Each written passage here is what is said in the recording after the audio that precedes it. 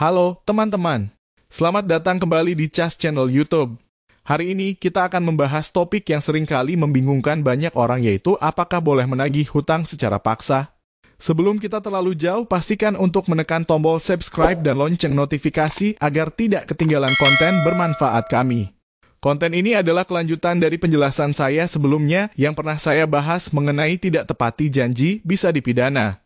Dalam beberapa konten saya ke depan akan membahas secara khusus dan spesifik mengenai hutang piutang dalam perspektif hukum yang akan saya kupas secara lebih tajam dan mendalam.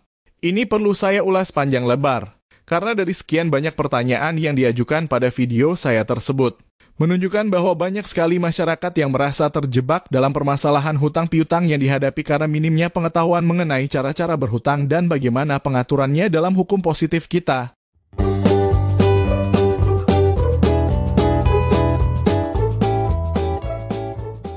Pada dasarnya setiap debitur atau orang yang berhutang harus bertanggung jawab atas hutang yang dimilikinya.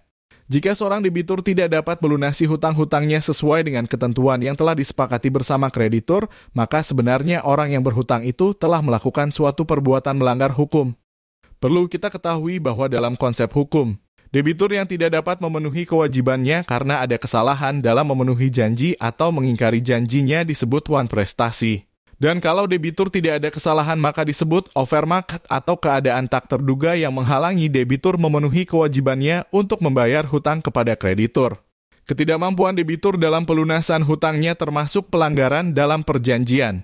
Debitur yang wan prestasi adalah individu atau entitas yang gagal memenuhi kewajiban pembayaran atau perjanjian sesuai dengan ketentuan yang telah disepakati sebelumnya dalam perjanjian hutang piutang. Wan prestasi ini bisa terjadi karena ketidakmampuan atau ketidakpatuhan debitur. Debitur yang wan prestasi biasanya gagal membayar hutangnya karena alasan finansial atau ketidakmampuan untuk memenuhi kewajiban pembayaran sesuai dengan perjanjian yang telah ditandatangani.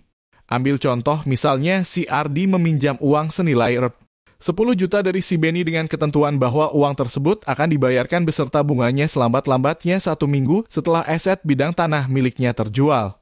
Namun ternyata setelah aset bidang tanah yang dimaksud terjual, ternyata Ardi tidak segera memenuhi janjinya kepada Beni sesuai dengan ketentuan yang telah disepakati.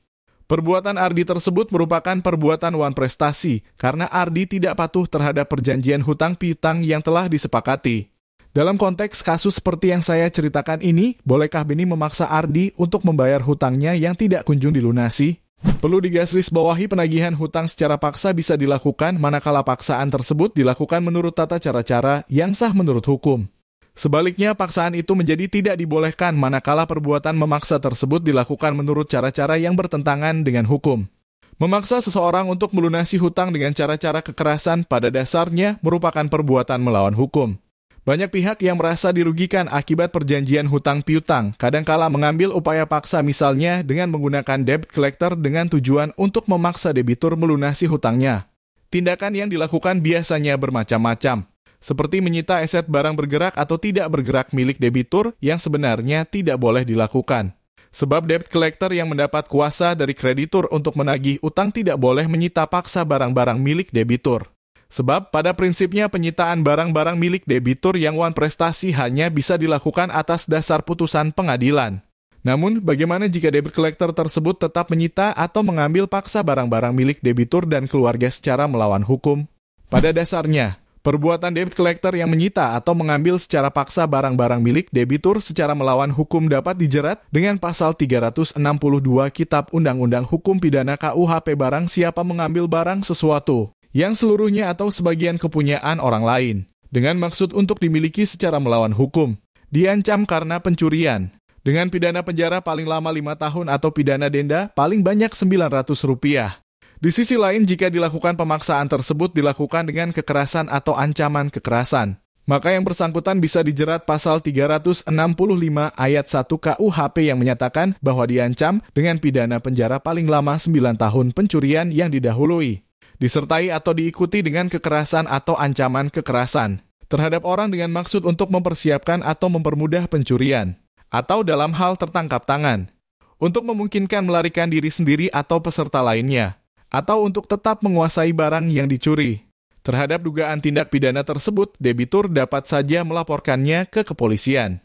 Namun terlepas dari hal tersebut, seorang orang yang berhutang tersebut tetap wajib melunasi hutang-hutangnya kepada kreditur. Jika tidak, maka kreditur berhak mengajukan somasi dan menggugat yang bersangkutan ke pengadilan atas dasar wan prestasi. Menurut pasal 1267 KUH Perdata, salah satu hal yang dapat dituntut dari pihak yang wan prestasi yaitu pemenuhan perikatan dengan ganti kerugian. Ganti kerugian tersebut terdiri dari 3 unsur yaitu biaya, rugi, dan bunga. Dalam situasi di mana Anda merasa kesulitan untuk mendapatkan pembayaran hutang yang belum dibayar, ada beberapa langkah bijak yang dapat Anda tempuh agar penagihan berjalan dengan baik, dan ini sejalan dengan ketentuan hukum. Berikut adalah beberapa tips yang dapat membantu Anda dalam proses tersebut. 1. Komunikasi yang jelas. Pertama-tama, penting untuk menjalin komunikasi yang jelas dengan pihak yang berhutang. Anda dapat mencoba berbicara secara baik-baik dan sopan, baik melalui telepon atau pertemuan langsung, untuk mengingatkan mereka tentang kewajiban pembayaran yang telah jatuh tempo. Pastikan untuk menjelaskan dengan tegas bahwa hutang tersebut harus segera dilunasi. 2. Referensi perjanjian. Jika ada perjanjian tertulis yang mengatur hutang piutang, tunjukkan kepada mereka bagian yang relevan yang menetapkan tenggang waktu pembayaran dan sanksi jika tidak dipatuhi. Jika hanya ada perjanjian lisan, upayakan untuk membawa saksi yang bisa memberikan kesaksian mengenai kesepakatan hutang. 3. Surat somasi atau teguran. Jika komunikasi lisan tidak berhasil, Anda dapat mengirimkan surat somasi atau teguran secara tertulis kepada pihak yang berhutang. Dalam surat ini, sampaikan pesan bahwa Anda ingin penyelesaian yang baik-baik, tetapi juga sebutkan konsekuensi hukum jika pembayaran tidak segera dilakukan. 4. Melibatkan keluarga atau teman. Kadang-kadang menghubungi orang tua atau saudara dekat pihak yang berhutang dapat membantu. Berbicaralah dengan mereka secara bijak dan jelaskan situasinya. Mereka mungkin dapat memberikan dorongan atau bantuan untuk memastikan hutang dilunasi. 5. Penyelesaian hukum. Terakhir, jika semua upaya gagal, Anda mungkin harus mempertimbangkan jalur hukum. Namun, ini harus menjadi langkah terakhir. Anda dapat mengajukan gugatan perdata di pengadilan untuk menyelesaikan sengketa tersebut. Pengadilan dapat mengeluarkan putusan yang memerintahkan pemenuhan kewajiban pembayaran. Terima kasih telah menonton video ini.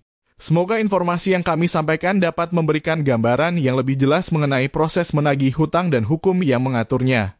Ingatlah, menagih hutang secara paksa dengan cara yang bertentangan dengan hukum adalah pilihan yang sebaiknya dihindari kecuali dalam situasi-situasi tertentu yang sesuai dengan hukum yang berlaku. Lebih baik mencoba pendekatan damai terlebih dahulu, berkomunikasi dengan baik, dan mencari solusi yang adil bagi semua pihak. Jangan lupa untuk like dan subscribe channel ini dan jangan lupa klik tanda lonceng agar Anda dapat mengetahui informasi lebih lanjut tentang topik-topik terkait hukum dalam kehidupan sehari-hari. Kami senang bisa berbagi pengetahuan dengan Anda. Silakan beri komentar Anda jika memiliki pandangan hukum yang berbeda pada kolom komentar. Dan apabila Anda memiliki kasus konkret yang sedang Anda hadapi, Anda dapat berkonsultasi melalui email yang tertera pada channel ini. Terima kasih sekali lagi, dan sampai jumpa di video berikutnya.